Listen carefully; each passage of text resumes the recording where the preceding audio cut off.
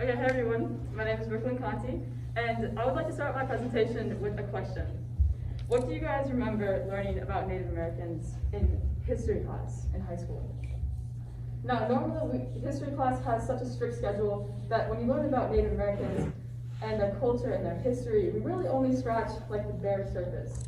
When I ask people maybe some names they can recall about Native American figures in history, it's pretty limited. Like, what are some names that you guys can think of when I hear the word Native American culture? What was it? Pocahontas. Pocahontas. Okay, any more names that we have? Sitting Bull. Very good. Any others? Yeah? I think grandpa. Yeah. And those are some pretty common names that I usually hear. Things like Pocahontas, Sacagawea, and although these are very important figures in Native American culture and history, there's so much more to learn about the people who lived and called this place home hundreds of years before we did. And that's why so many people are very intrigued to learn more about Native American culture and history. I guess that's where I would kind of come in. Hello everyone, as I said before, my name is Brookelynn Conti. I'm a member of the Awala Lakota Sioux tribe from the Black Hills in South Dakota. And today I want to share my story with you guys about how initially I rejected my culture, what made me realize my misconceptions, and when I finally accepted and opened up to my culture, how it completely changed my life and it changed how I view the world. So just a quick disclaimer, I'm going to be focusing mostly on my tribe, the Awala. As you guys can see on this map, there are hundreds of tribes in the United States, all with very different and incredibly beautiful cultures. So today you'll be learning about the Awala. So the first thing people usually ask me when they find out I'm Native American is whether or not I live on a reservation. Now the answer to this question is no. However, I do live 2 hours northwest of it. As you guys can see on the map on the right, that's the Awala Lakota Sioux Tribe Reservation, also known as Pine Ridge Indian Reservation. And on the map on the left, I live in that red mountainous area that pops out of the middle of the prairie. When I tell people I'm from South Dakota, this is typically not the image that they think of. I feel very fortunate to have grown up in this beautiful mountain forest area that, to my tribe, is the most sacred place on earth.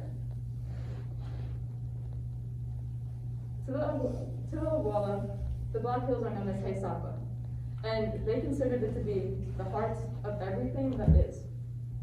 They would come back to the Black Hills every year in search for medicinal plants, shelter, game, and most importantly, they would return to perform their religious ceremonies at sacred sites every year.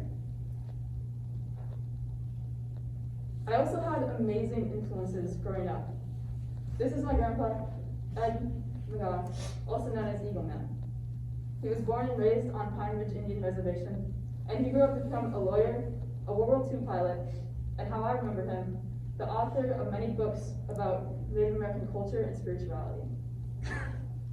Some of my favorite memories of my grandpa are when we were sitting around the dinner table eating, and he would tell us stories about Native American culture, such as how him and his siblings used to go out and pick sage, sweetgrass, and cedar, and how they would then use these medicinal herbs in ceremony. I also had amazing influences of my mom and my dad. My mom, who grew up in Minnesota, and my dad in New York.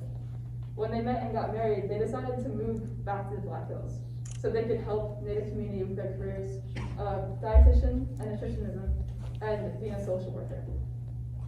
They also wanted to move to the Black Hills so that me and my brother could be raised around their culture. And even though I had these amazing influences of being raised in the most sacred place of my tribe, being so close to my culture, and having amazing influences around me regarding Native American culture, I completely rejected that side of myself. When people asked me what I was, I would often tell them I'm Italian because of my dad's heritage. I didn't want anything to do with being Native American, and this was mostly because when I was growing up, I judged the people in my city.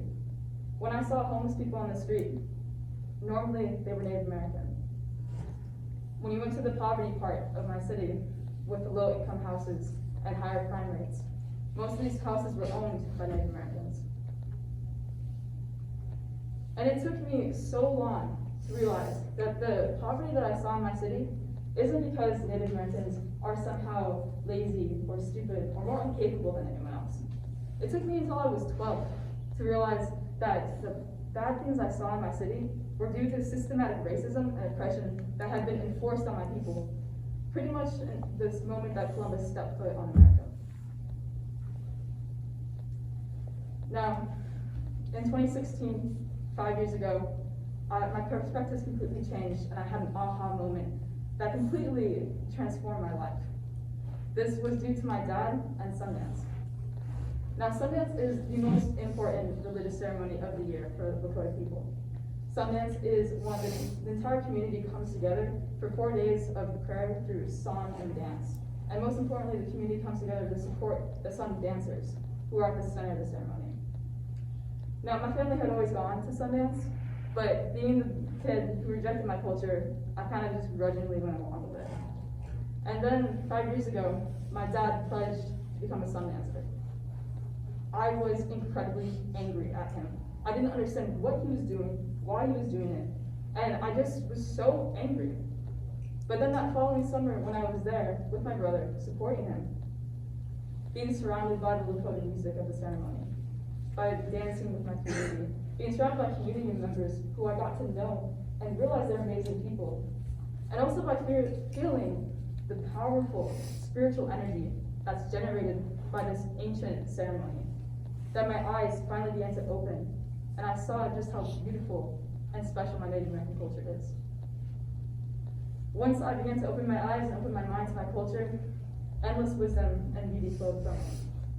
I began to appreciate our art and how we use it to show how we view the world.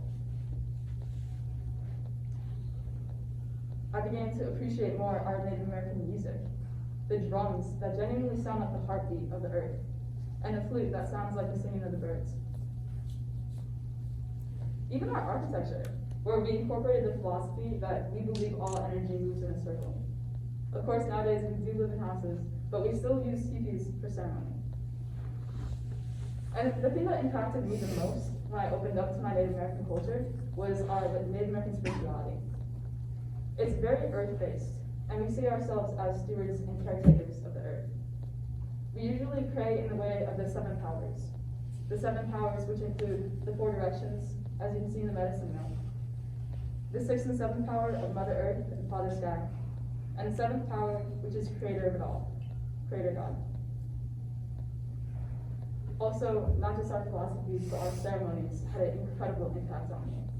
Ceremonies such as Sundance, the welcoming back of Oyasin, or the Thunder Spirits, the Aniki ceremony, which is a cleansing ceremony, and the ceremony of Amblecha, which is a ceremony of seeking guidance and wisdom. The greatest thing I ever did in my life was opening up to my culture, and once I did, it completely changed my perspectives towards the world and how I view everything in my life. I think the greatest thing that I've gained from my Lakota culture is the saying, Mitakuyae, Oyasin. Now, Mitakuyae, Oyasin directly translates to all of my relations. All of my relations, as in all people, all animals, all plants, all earth, mountains, rivers, streams, valleys. Seeing all this beautiful creation on earth as deserving of love and respect and equal to give. It's very different than the social hierarchy that we tend to put ourselves in today, when humans are on top and life goes below. Mitakuyae Oyasin is here to remind us that Creator loves us and sees us all the same, and we should try to respect all life with that same value. Now, from Mitakuyae Oyasin, I started to develop this very deep connection and respect for Mother Earth, or as we call it in Lakota culture, Mishimaka. Now, since I was diving more into this connection with Mother Earth, it started to frustrate me so much as a Lakota to see things such as deforestation in the Amazon, deforestation around the world. It frustrates me so much to see plastic pollution, which is not only choking the ocean, but killing the beautiful, diverse life that lives beneath the waves. Which is why it frustrates me so much to see fossil fuels choking not only the earth, but the air and water. And it is why it's frustrated me so much to see humanity raping the earth, and how humans have become so disconnected to our mother. From this frustration and rage and anger, I have turned it into passion for sustainability. If you ask anyone on campus who knows me, they will tell you that I'm very passionate about sustainability. I plan to pursue a career of sustainability in college and hopefully be able to have a job where I can be a voice for Mother Earth and advocate for change, and hopefully in my lifetime help to restore that connection and respect for Mother Earth into the heart of humanity once again. The second way Mitakuyae Oyasin has been incorporated and influenced my life is by inspiring me to go vegan. Now, the more I started to research about sustainability, the more I discovered that the #1 cause of climate change is actually animal agriculture. Animal agriculture is more responsible for climate change than the entire transportation sector combined. And I learned that by eating a plant-based diet, I can decrease my carbon footprint by 50%. When I was trying to incorporate these values of Mitakuyae Oyasin into my life, I just couldn't justify eating meat for myself. Not only was my decision for the earth, but I also decided to become vegan for the animals, because under Mitakuyae Oyasin, it describes the respect towards animals and life. And although I know my ancestors were far from vegan, I'm sure you guys have all heard the stories of how when a Native American took the life of a bison, they A, hunted it themselves, and B, used every single part of the animal, and nothing was wasted. The skin for the hides, the buffalo fur for clothing and blankets, even the teeth for jewelry and the skulls for ceremony. And I would like to think that if my ancestors saw the factory farms where animals are enslaved, abused, and murdered, I'd like to think that they wouldn't stand for it. And so I decided that neither should I. And the third way Mitakuyae Oyasin has impacted my life is by making me very passionate for social justice. Not just in the American Indian movement, but also for Black Lives Matter, Stop Asian Hate, and all social justice movements around the world. And seeing firsthand the horrible and detrimental impacts of racism and discrimination, I know that I'll never stop fighting for equality.